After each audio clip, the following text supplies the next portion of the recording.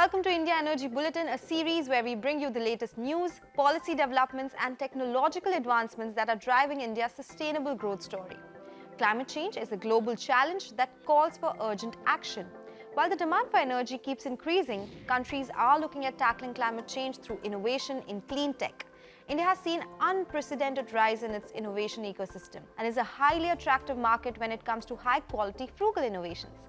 A lot of private enterprises too are innovating to develop affordable and efficient solutions and products in an environmentally sustainable manner. There are a lot of innovations that are shaping the renewable energy sector, and new energy technologies are becoming increasingly popular, creating better awareness around shifting to cleaner solutions. Today, on this edition of India Energy Bulletin, we focus on new tech that has the potential to revolutionize and accelerate the energy transition. India is leading the fight against climate change, and Finance Minister Nirmala Sitharaman listed green growth as one of the 7 priorities in the Amrit Kal budget of 2023, reinforcing India's commitment to sustainable development. So here's a quick look at how the government is pushing towards green growth. Budget 2023 builds on India's commitment to lead global action against climate change, preserve biodiversity and support sustainable development. Building on to India's commitments, the government has adopted green growth as one of the key priorities to accelerate energy transition and sustainable growth to lead India in its Amrit Kal. The green growth actions include several measures to accelerate India's sustainability story. The National Green Hydrogen Mission to facilitate the transition of the economy to low carbon intensity and reduce dependence on fossil fuel imports. The target for the Green Hydrogen Mission is to reach an annual production of 5 million metric tons by 2030. The allocation of 35,000 crore rupees of priority capital investment towards achieving net zero by 2070 and clean energy transition ensures the country's energy security. Viability gap funding for 4,000 megawatt-hours battery energy storage systems and a framework for pump storage projects. An investment of 20,700 crore rupees for interstate transmission systems for evacuation and grid integration of renewable energy to be constructed. The Green Credit Program to be notified under the Environment Protection Act for responsive actions by individuals and companies to encourage environment-friendly behavior, and 500 new waste-to-wealth plans under the Govardhan scheme announced to promote a circular economy. Finance Minister has given special importance to green building, green fuel. Everything green is very important, and green fuel is important, and that's the reason that the green is the philosophy for the futuristic technology. It is need of the country and we are on the right path. Renewable sector is going to contribute significantly, I feel, to our not only our 2030 targets, 2047 target of energy independence and net zero target of 2070. This push for green growth highlights the government's commitment and will act as an enabler in energy transition, creating green jobs and promoting sustainable development. Innovation is key to enable green growth and move towards a green economy. Innovations in energy storage can be a game changer to help nations on their path to net zero. The transport sector alone is responsible for almost 25% of global CO2 emissions. Developing batteries for energy storage will play a key role in enabling low-emission mobility, as well as for stationary energy storage. Battery technologies have emerged as a leading route for decarbonizing road transport. The stationary batteries can help contribute first to smart grid development, then enable increased efficiency in daily network operations, also integration of renewable generation, and planning of more cost-efficient future network investments. Solar companies are integrating advanced photovoltaic systems to minimize the need for additional land usage. Integrated PV, photovoltaics and agrivoltaics are some of the emerging technologies that are set to open up new opportunities for scaling up solar generating capacity. The government is working towards a massive expansion of green hydrogen production to reduce the dependence on energy imports and to move away from fossil fuels to meet climate goals. Green hydrogen production technologies are seeing a new wave of interest.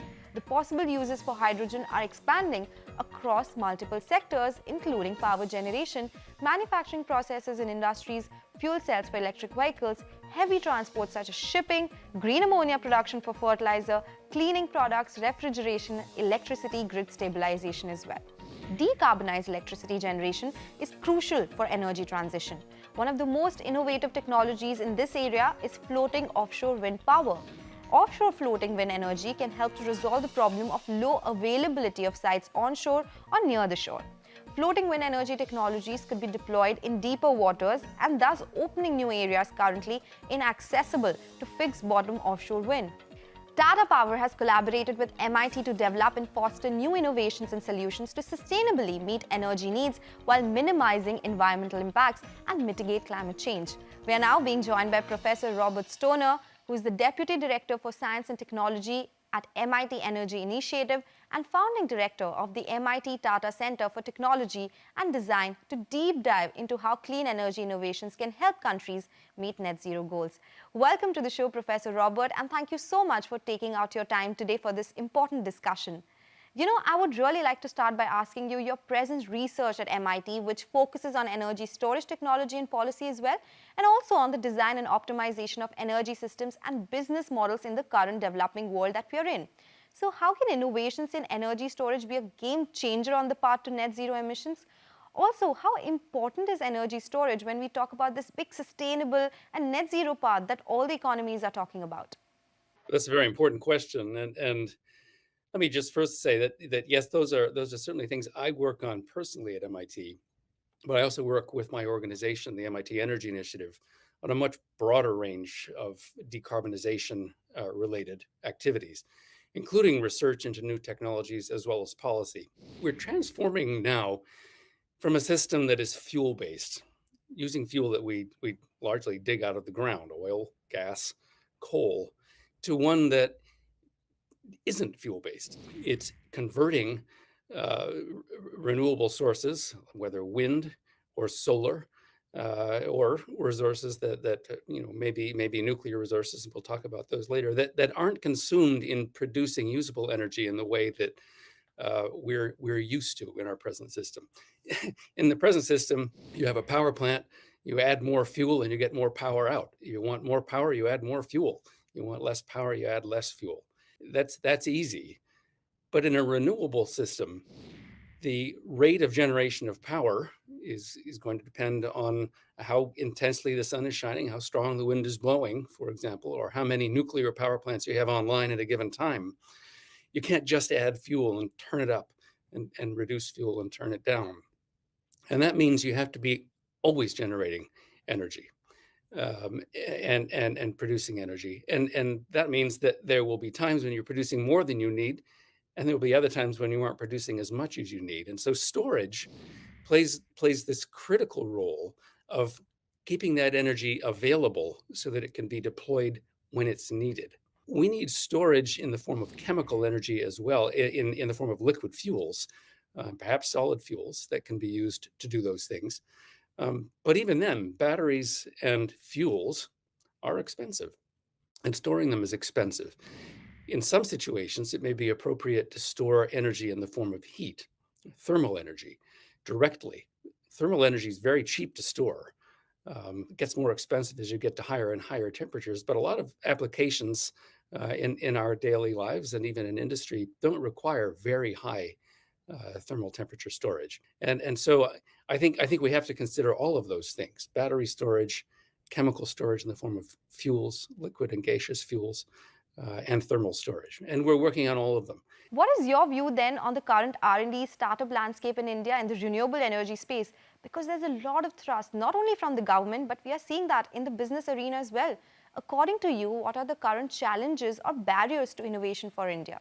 Well, I think India is a very exciting R&D space, for one thing. I had the great pleasure of launching the Tata Center for Technology and Design here at MIT almost a decade ago. And our idea was to engage MIT researchers with Indian researchers in addressing the challenges of the Indian market. And they're different than the challenges we face in many cases.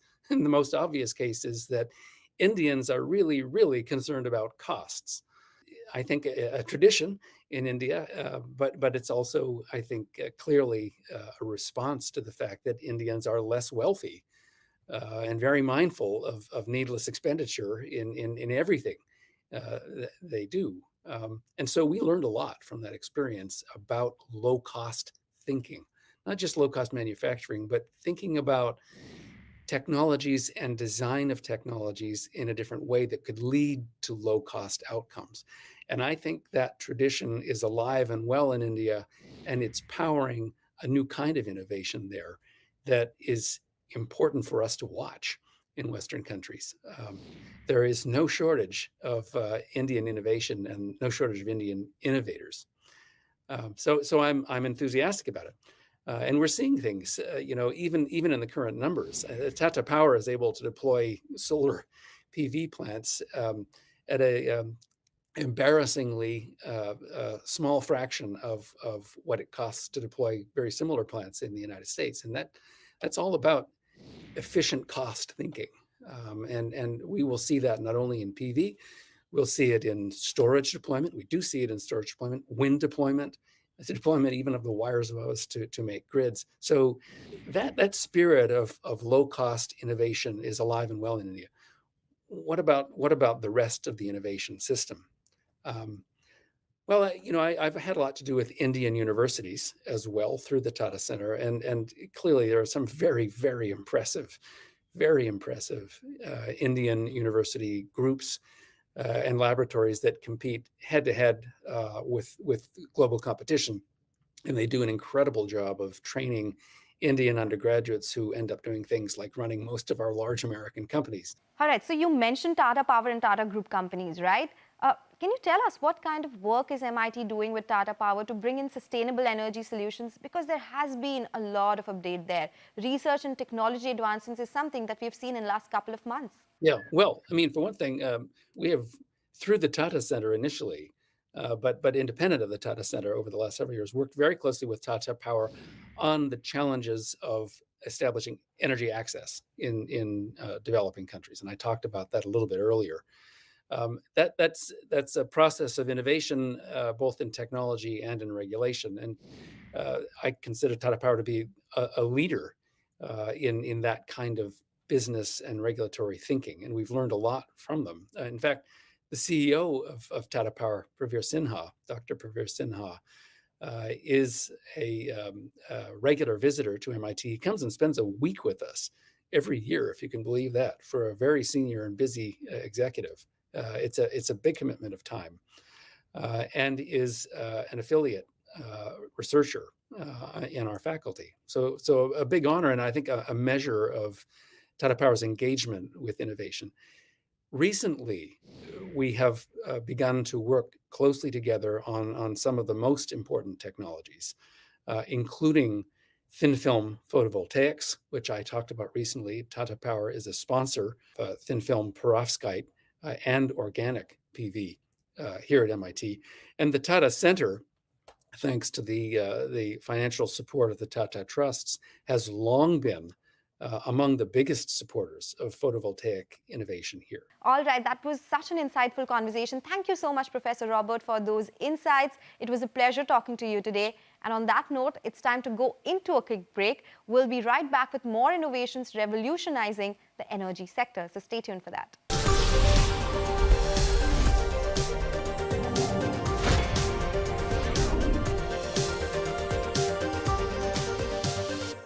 Welcome back to India Energy Bulletin. Tata Power, one of India's most progressive green energy companies, playing a key role in India's energy transition journey and driving the change through various tech innovations and energy-efficient solutions. The company has collaborated with various partners from the government, startup and academic ecosystem to usher in new ideas and solutions to build a sustainable, clean and green tomorrow. Tata Power supports the Clean Energy International Incubation Center, which is CEIIC, a joint initiative of Tata Trusts, Government of India and managed by Social Alpha. This is the first international incubator in India under Mission Innovation. The center has been set up at Tata Power DDL Smart Grid Lab, the R&D hub of Tata Power premises in Delhi. The CEIIC focuses on three core areas for innovation: energy access, energy efficiency, and breakthrough clean technology. The incubator is designed to offer complete lab-to-market incubation support to clean energy enterprises, both Indian and international, which can bring about deep and irreversible social and environmental impact. With over 300 plus startups evaluated and 40 plus startups nurtured since 2018. Its vision is set to transform the entire energy value chain of consumption, generation and distribution across households and industries alike with accessible, affordable and more efficient solutions. By offering an end-to-end test bed for sustainability-focused enterprises like this, CEIIC aims to fast-track not just India's green energy transition, but global too. D-Electric, one of the early incubators of CEIIC, has successfully developed patented low-cost, long-life vanadium redox flow batteries ranging from 20 kilowatt-hour to multiple megawatt-hours as well. D-Electric's products, when combined with renewables, provide for 24/7 clean energy and thus mitigate the fossil fuel use and its harmful effect on climate. Providing affordable electricity to its users, these batteries don't use rare earth metals, use much less electrolyte, and are reusable at end of life, thus making them a far more planet-friendly and sustainable option. Tech advancements like this encourages enterprises to transition to alternative energy sources worry-free. These batteries are already being used at Tata Power microgrid sites in UP and will be scaled up to other sites based on learnings from these initial installations. To understand how such tech innovations can accelerate the fight against climate change and make sustainable solutions attainable for consumers, we are now joined by Mr. Manoj Kumar, who is the founder and CEO at Social Alpha, and Smita Rakesh, the head climate and sustainability at Social Alpha. Welcome to the show, ladies and gentlemen, and thank you so much for joining us here. Mr. Kumar, I would like to start with you first up. According to you, what role will clean energy innovations play in helping India meet the COP26 pledge? Thank you, Sonal, for inviting me to this show. It's a great privilege to be here. If you look at India's COP26 pledge, at a high level, it talks about getting net zero by 2070, but there are some very interesting 2030 targets also there.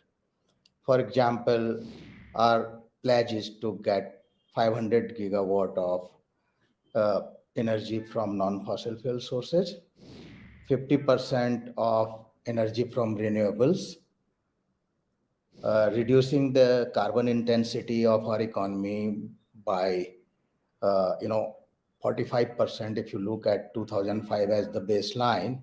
So these are some very aggressive and forward looking targets that we as a country have given to ourselves, and this is a big pledge. And clean energy innovations are going to play a really big role in our ability to meet these numbers. So, Smita, you head the climate and sustainability at Social Alpha. What are the clean energy innovations that you think will help us beat climate change? What key breakthrough innovations have you seen in the space recently? Thank you for having us on the show. Like your question rightly centers, it's the problem statements, the problems when it comes to clean energy and climate innovations that matter more. And therefore, they need to have the centricity. And so it's critical to, what's important to look at is which are these activities that will be critical to continue and grow in the coming decades. And innovation needs to address how do we do that by causing less and if possible no harm, but also undoing the damage that we've caused in the past when it comes to the climate.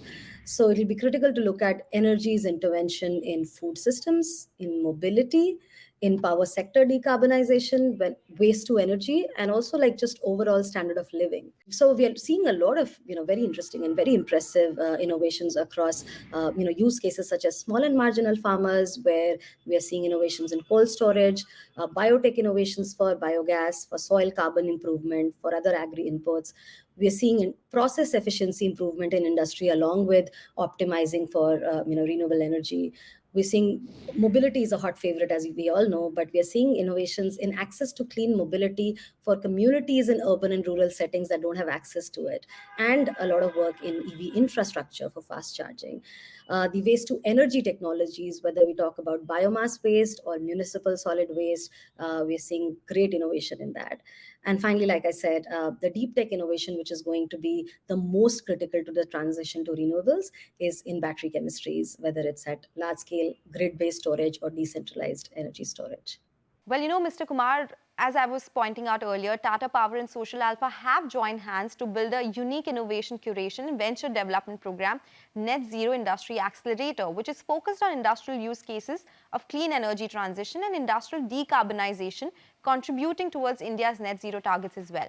Could you share further details about this accelerator program? Tata Power being the largest integrated power company in the country, working on generation to utility distribution, across the value chain of energy, it's really a very important partnership for us. We, through this accelerator program, we are trying to identify right now various problem statements that exist not only in the energy or power sector but also in various industries, right? Working with Tata Power allows us to go deeper into problem statement and build thesis around each one of these problem statements, right? And we are at that phase right now, working with Tata Power, trying to identify number of use cases where innovation can potentially create impact.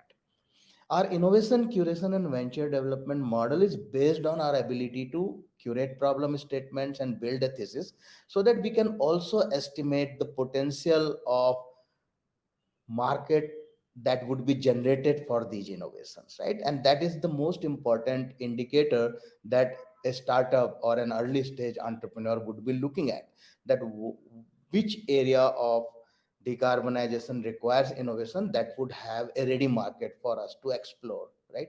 And working with industry, co-creating these problem statements allows us to do two things. One, it allows us to provide sandboxes for pilots and validations of early stage startups which are otherwise not available, right? We cannot actually test something in uh, power industry without having a partnership with one of the larger players there.